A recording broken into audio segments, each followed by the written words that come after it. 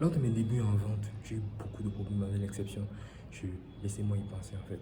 Chaque fois que j'essayais de vendre mon service, même quand j'offrais à la performance, tout le monde me disait: Ah, je vais y penser, oui, laisse-moi y penser, je vais y réfléchir, c'est vraiment intéressant et tout.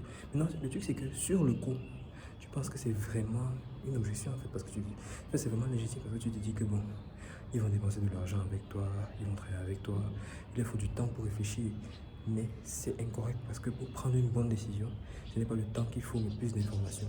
Or, ils n'auront pas plus d'informations en patientant, mais ils auront plus d'informations en discutant avec toi, en te posant des questions et en exposant les doutes qu'ils ont par rapport à ton offre. Donc, récemment, non, j'ai donc trouvé une solution pour résoudre le problème de je ne sais pas comment, laissez-moi y penser en fait. Et je vais te dire dans cette vidéo comment toi aussi tu peux résoudre cela. Alors si ce n'est pas que je suis, moi c'est Jack et je suis le propriétaire de Reinventeur Digital. Vous êtes dans une entreprise B2B, à avoir plus de rendez-vous de vente. Mais je ne suis pas là pour ça, je suis là pour t'aider à résoudre cette objection.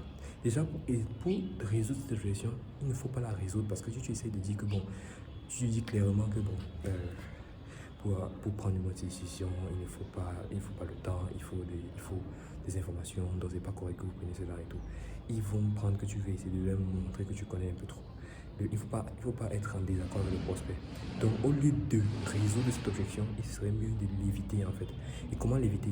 Moi, je l'évite de deux façons. Déjà, de un, en début de l'appel, je dis déjà, je présente le flou que j'aurai dans l'appel en fait. Donc, je leur dis que bon, je vais poser quelques questions, je vais vous présenter mon offre et voir en fonction de vos réponses si c'est adéquat que je vous présente mon offre et par la suite on va décider si oui ou non on peut travailler ensemble. Donc vous dites à cela, généralement ils vont accepter au début de l'appel. Et maintenant par la suite, donc quand tu arrives au niveau où tu vas présenter ton offre, tu lui dis clairement que bon, je pense que vu les réponses que vous avez données à mes questions, et étant donné mon offre, je pense qu'on peut réellement vous aider. Donc j'ai une offre à vous proposer. Maintenant, je voudrais qu'on ne perde pas plus, on ne perde pas plus de temps. Si ça vous intéresse, je veux soit un oui, je suis d'accord, donc un oui vraiment enthousiaste ou un non. N'ayez pas peur de me dire non, c'est tout à fait normal si vous ne voulez pas travailler avec moi. Est-ce qu'on est d'accord sur cela? Ils vont finalement te dire oui.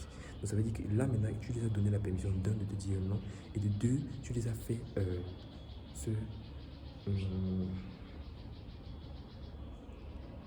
s'engager à prendre une décision après avoir présenté ton offre en fait.